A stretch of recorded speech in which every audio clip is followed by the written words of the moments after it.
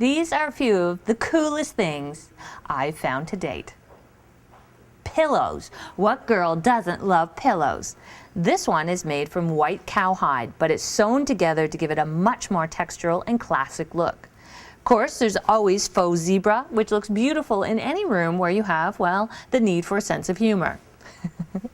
Believe it or not, they now make round pillows.